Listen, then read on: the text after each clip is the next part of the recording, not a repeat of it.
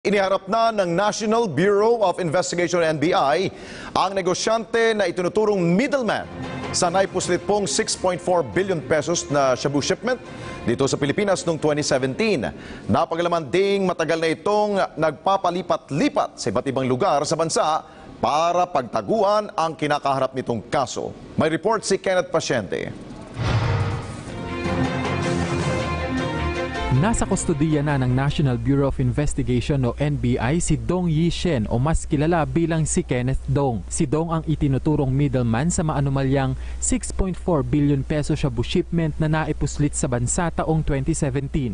Sa bisa ng warrant of arrest na inilabas ng Manila Regional Trial Court Branch 46, naaresto si Dong ng mga operatiba ng NBI Anti-Organized and Transnational Crime Division Lunes ng hapon sa Katarungan Village sa Muntinlupa City. Tuloy-tuloy po yung tracking natin sa kanya after na na-issue yung warrant of arrest. May asset tayo. Base sa investigasyon ng NBI, matagal na nagtago sa iba't ibang bahagi ng bansa si Dong para takasan ang kasong kinahaharap nito. Katakataka rin ayon sa otoridad ang tila pagbabagong anyo ni Dong. Iba na po ang itsura ngayon. Ito.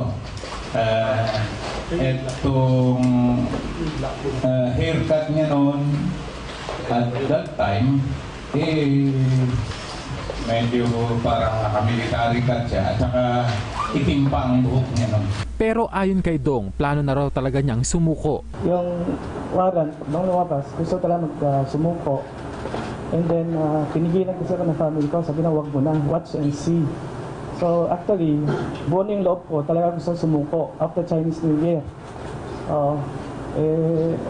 Nabigla ko itong Monday, before Chinese New Year, yun, na-arresto ako. Pero ang usapan namin ng family is after Chinese New Year, sasamahan ako ng lawyer ko na sumuko dito sa NBI. Bukod kay Dong, una nang naaresto ng NBI ang customs broker na si Mark Ruben Taguba at Irene Tatad. Patuloy naman ang pagtugis ng mga otoridad sa iba pang sangkot sa naturang shabu shipment. We hope to be able to keep the ball rolling and account for all of the others were issued arrest warrants. Sa ngayon ay mananatili muna sa kustodiya ng NBI si Dong habang wala pang utos ang korte kung saan ito idedetine. Inaalam na rin ng NBI kung sino ang may-ari ng bahay kung saan nahuli si Dong at kung mapatunayan na kinanlong nila ang akusado, posibleng sampahan ito ng kasong obstruction of justice. Kenneth Pasyente, para sa Bayan.